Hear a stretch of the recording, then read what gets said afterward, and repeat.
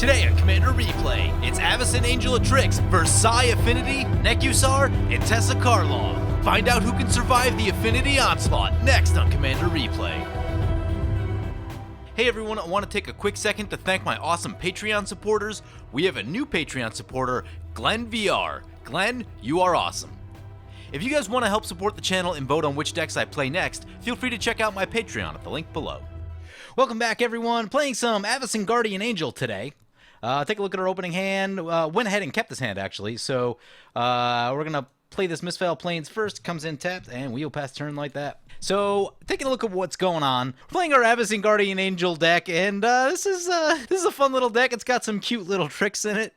I just finished a game up with it that I'll be showing to you guys at some point, and yeah, it was fun. So, what I like right here is that we have this Walking Atlas, and there's a Nekusar at the table, which means we're going to be drawing a lot of extra cards. We should be able to get a lot of value out of this Walking Atlas, which I think will be cool. But there is a Psi Master Thopterus at the table. They just laid down a turn 1 Soul Ring, and following that up with a Steel Overseer. So, I don't know, it looks like they're probably just playing Affinity or something. But yeah, with the extra lands we should be seeing in the Walking Atlas, that should get us some nice ramp going. So I'm all about that. Interestingly, the Nekusar discarded a land turn 1, so it looks like they may have F6 their turn. It's going to bring it back to our turn. Play the Plains, play the Walking Atlas. Oh, yep, they said it. They said they hit a lag spike, so there's that. Psi Master Thopterus coming into play, and there's a Signal Pest, so yeah. Opponent playing Psi Affinity. And a Welding Jar. Oh boy. Next turn we can get a land, play a land, and then use the Return to Dust. Probably, what are we using it on? Probably Steel Overseer and the Soul Ring? No Hour of Revelation in this deck, which does make me sad. It hits our stuff just a little bit too hard.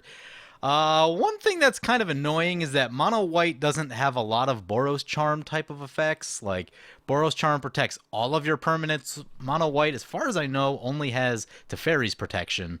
Everything else protects only your creatures, so Hour of Revelation a little bit too dangerous for all of our artifacts. And there's some Lightning Greaves coming down for the Teysa. So we back to our turn. There's an Heirloom Blade. Use the Walking Atlas. Get this Gaia Reach Sanitarium into play. Play the Plains. Return to Dust. Yeah, I'm thinking Soul Ring, Steel Overseer. And next turn we can actually get Avacyn down, which is pretty cool. Yep, opponent gonna send everything our way. Can't say I didn't see that coming. Battle Cry will trigger. Opponent's gonna get us for 4. Colorless kind of an issue for Avacyn's Prevent All Damage ability. Colorless is not a color that you can choose. It is the lack of the color. There's a Howling Mine for the Nekusar, so the card draw gonna be starting. Opponent says we got a CEDHer on our hands. Yep, that we do. Card draw a little bit scary for the Psi and the fact that they were down to 4 cards, now they're gonna get more. There's a Xanthrid Necromancer. When it or another human you control dies, create a 2/2 black zombie creature token. Yep, so that's gonna be Teysa Karlov, by the way. So, it's coming back to our turn. Howling Mine's going to trigger. There's an Endless Atlas. Don't know that we'll be needing that this game, but we'll see. Core Haven. Core Haven is very useful. Play the Core Haven before the wheels start. Use the Walking Atlas. Get the Homeward Path into play. Play the Avacyn. And now we got a 5/4 flyer. Hopefully should slow down the onslaught of tokens a little bit. And so far, really happy with what this Walking Atlas is doing. It's turn 4, and we've got 6 lands in play. That is not a normal thing for a white deck. This is a card that I've had my eye on for a little while, and I've been trying to work it into deck lists, but I always seem to cut it at the last second, and so I think this is the first one where I'm actually using it, and so far I'm liking it. Now, if you draw it late in the game, it loses a little bit of value, but, you know, anywhere before turn 5 or turn 6, it's probably decent. Especially if you can draw some extra cards. Now, unfortunately, Mono White decks, Mono White in general and our deck in particular, both do not stack up particularly well against Blue. If Blue just wants to sit there and hold up instant speed effects all day, that's kind of a problem for us. And there's a Flying Death Toucher. It's annoying. That will slow us down. Dictate of Krufix coming in. Yep. More card draw. So opponent gets Teysa gets to draw an extra card. Here comes Teysa Karlov. Yep. Opponent's going to put boots on it. Opponent going to send that into the Nekusar. Sure. Ooh, that's a Thaumatic Compass. Opponent says net decks rule. Opponent mentioning their channel. There's a Palisade Giant. If we can get Indestructible on the Palisade Giant, then we can, you know, well, I guess Indestructible in general would probably be a pretty good idea, right? So what are we doing? Didn't catch the second land right there. A little bit frustrating. What does this thing do? Nothing that we need, like, just yet. Endless Atlas is okay. Don't have a third plains. Can't activate it. Play the Tectonic Edge. Thinking activate the Gyre Reach. Oh, actually, I know what we can do. We can play the Thaumatic Compass. Use that to draw a land. Get a land. Use the Walking Atlas. Grab the plains. I guess we'll play the Heirloom Blade. I'm not expecting a big attack right here. And I guess we'll send one at the Karlov one time. Kind of just spread things around for now.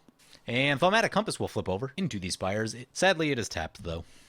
Opponent's going to play an Antiquities War. Look at the top 5 cards of your library, reveal an artifact from among them, put it into your hand, and then, ooh, all artifacts you control become 5/5 creatures with base power and toughness until end of turn. That one seems like an issue. Although, right here, so one of the things that I've talked about a lot with this deck, or at least a little bit that it's come up, is, so we have Avacyn down. We got her down nice and early thanks to the ramping from Walking Atlas.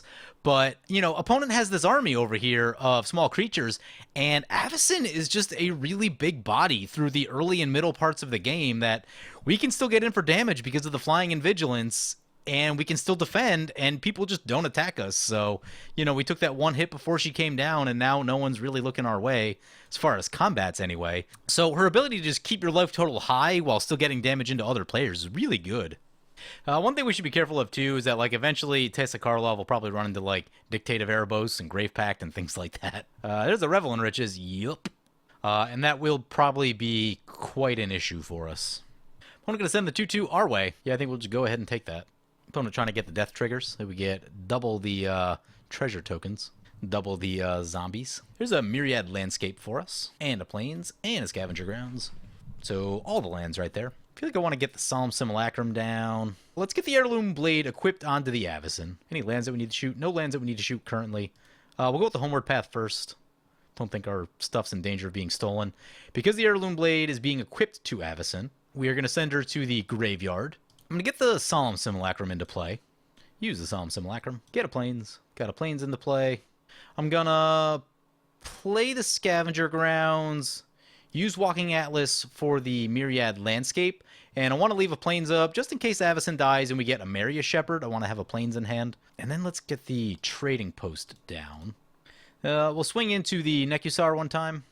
And they go down to 26-8 Commander. Nice. So we got the Nekusar's life total moving. And it's turn 6. We have so many lands. Walking Atlas is so good. At least in this situation where there's a Howling Mine and a Dictate anyway. We're drawing a lot of extra cards. But, oh man. Just imagine like a land tax trigger, like a single land tax trigger or a Gift of Estates with a Walking Atlas. Or if someone wheels, like if you have a lot of wheels at your table, then Walking Atlas. Just cough those lands out.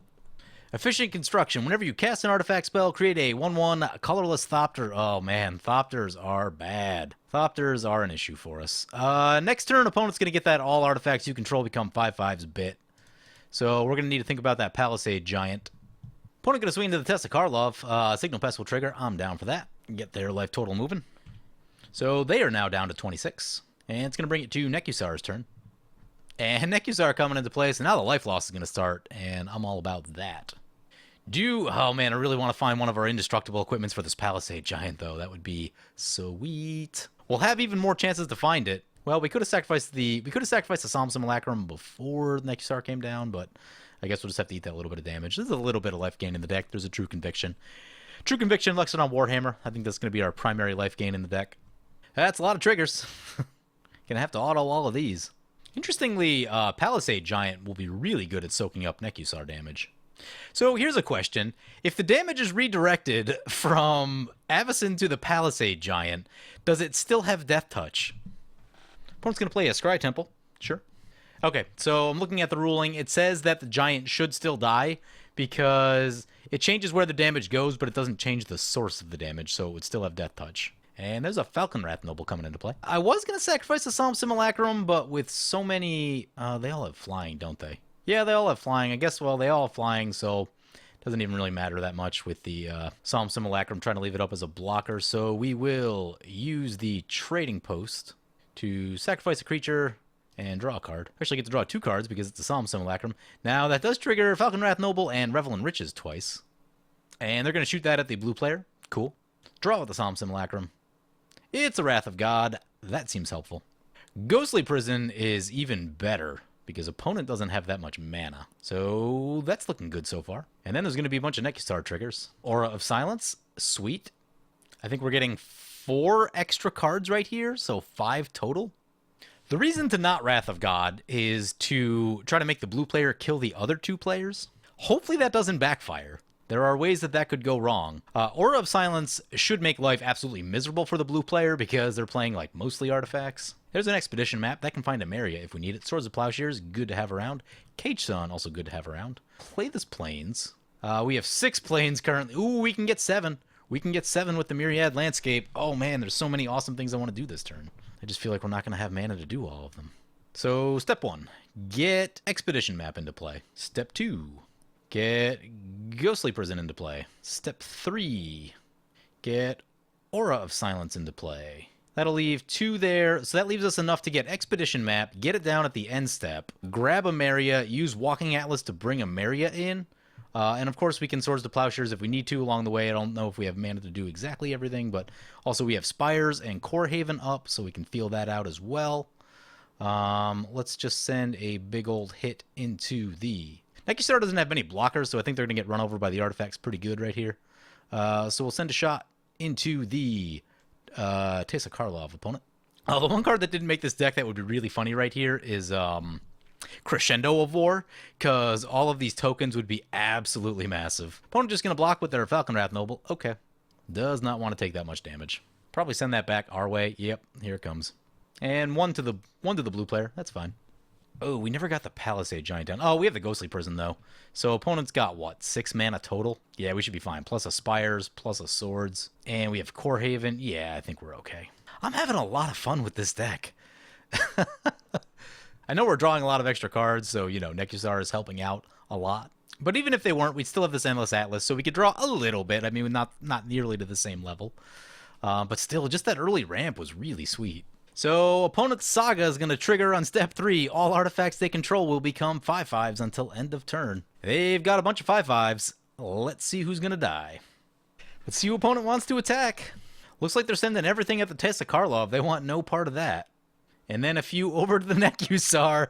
Nice. The Ghostly Prison doing its work. So far, our play call is looking really good. Signal Pest will trigger. Yeah, I think this is going to be lethal on Teysa Karlov. Didn't do the math on Nekusar yet. Yep, both players going down. So far, our gamble paying off. Just us versus the Psy. Psy does not have a lot of mana. If we lay down a board wipe on them, I think they will be very sad. And this Aura of Silence has to be making them miserable. Like, I'm sure their hand is just, like, mostly artifacts. So that's why I didn't want to blow anything up with it, because I really just wanted to stick around and drive them crazy. Opponent's going to play a Terrarion. That's going to trigger for 2 more Thopters, which is a little bit annoying. The question is, what are we doing right here? Opponent's going to cycle a Lonely Sandbar. Opponent has 2 flying blockers. It's kind of frustrating. All right, at the end step, because they have the flying blockers, I don't think we're getting the damage through at all. Unless we draw one of the indestructible things, we can play the board wipe. Okay, so first sack the Expedition Map. Oh yeah, I know what we can do. We're going to sacrifice Expedition Map, grab a Maria, use Walking Atlas to put a Maria into play. We will crack Myriad Landscape, get 2 planes, sacrifice Avacyn. I think we'll get the Solemn Simulacrum. That'll trigger the Heirloom Blade. Use the Heirloom Blade. We get Array of Dawnbringer. Very nice. Return the Solemn Simulacrum to our hand. Bring it back to our turn. Opponent's got a discard. They were up to like 11 cards in hand. Sweet. Amaria Avacyn back to play. We draw Treasure Map. Kind of hoping for the indestructible equipment right there. Did not happen, though. Suppose we maybe could have done that a little bit differently. We could have got back the Expedition Map and then reanimated the Solemn Simulacrum, since things are just going to die anyway. Let's get the Solemn Simulacrum. Get another land and more card draw. Then play the board wipe. Solemn Simulacrum's going to die. We'll get to draw a card. Realize that I could have used the Trading Post in response, but that's okay. Ooh, there's a Burnish chart. Oh, I should have put the Heirloom Blade on. Crap, I forgot to put the Heirloom Blade on. Oops. Knew I wanted to do something right there. Looks like we have 6 mana open. Yeah, a little bit short on the Rhea. So I think what we do is right here is go Cage Sun. Choosing white. Yeah, I could have did that a little bit better. If we got the heirloom blade equipped, that would have been really sweet. Because one of the angels we can find is a Maria Shepherd, and a Maria Shepherd is ridiculous. Especially if we get this Burnished Heart. We can just basically reanimate every non-land permanent from our graveyard. And that is very cool. Opponent can recast their commander. Yep. Opponent plays an Inventor's Fair, cracks the Chromatic Sphere. Crack the Terrarion, draws a card, has 2 mana floating. Gonna put the Basilisk Collar on their commander? Sure. Oh, crap. I missed another trigger. We should have made a creature with the Trading Post. Yep. Might be okay, though. Bring back our Avacyn. That's Blackblade Reforged. That's a pretty good one. We do need boots, though. Crap, we don't have boots. Let's get the Heirloom Blade on there. Let's get this treasure map down. Take a look with the treasure map. Oh, right, all our lands make double now. That's good news. Oh, boots are right on top. Perfect. So keep those on top. That looks like it's going to work out really well. Gyre Reach. What are we putting in the graveyard? We'll put Rhea in the graveyard since it's pretty tough to cast. Next, we will play the Blackblade Reforged. Equip the Blackblade Reforged. We have lethal commander damage. We just need to make sure opponent doesn't magically come up with a blocker somehow. Play the boots. Equip the boots. Go to combat. Swing in for lethal. And get there for 25 commander damage. Oh man, this game was so much fun. So the Nekusar helped us out a lot. But Walking Atlas with the Nekusar was insane. Oh my god, it was so good. So obviously when you run out of lands, Walking Atlas isn't going to do much for you. But like, lands are the most durable permanent type. Most people aren't blowing them up, so, you know, if there's any reason at all that you're ending up with extra lands in your hand throughout the game, whether your opponents are wheeling, if you're drawing a lot of cards, things like a Nekusar at the table, Kami of the Crescent Moon, stuff like that, even K&T, Walking Atlas seems really good. And, you know, like I said, it's going to be great early and mid-game. It's probably going to lose value as the game goes on, unless people are wheeling late, that sort of stuff. But, yeah, Walking Atlas just allowing us to do crazy stuff with our mana. Oh man, this deck is so much fun. I want to build this. I want to rebuild this deck in paper because it wasn't anything like this when I had it last time. Now we've got a lot of these artifact synergies. Trading Post is a pretty ridiculous card. It's something that I've just recently started using, and I think I've been happy to see it every time I played it. So that is a really, really good card, especially if you're in a more Durly kind of deck. Like if you're just going full aggro like a lot of my decks do, maybe it's not the card for you. But I don't know. I've been happy to draw that. Maybe, you know what? Maybe it is. Maybe it does belong in aggro decks. I don't even know. I've been happy to draw it every single time I played it. So yeah. But anyway, yeah, I've been having a blast with this deck. There's just some cute little tricks in here. Like, it's not going to be the most powerful thing ever, but if you're in like an average power meta where there isn't like tons and tons of removal, tons of like instant speed spot removal, that sort of stuff, a lot of counters, things like that, you know, this deck probably isn't going to work in those. But if it's not that and it's just, you know, you're kind of average like 8 to 10 turn game of Commander, this deck can do some fun things. Oh man. Anyway, I hope you guys enjoyed this video. As always, feel free to comment, like, or subscribe. Thank you for watching.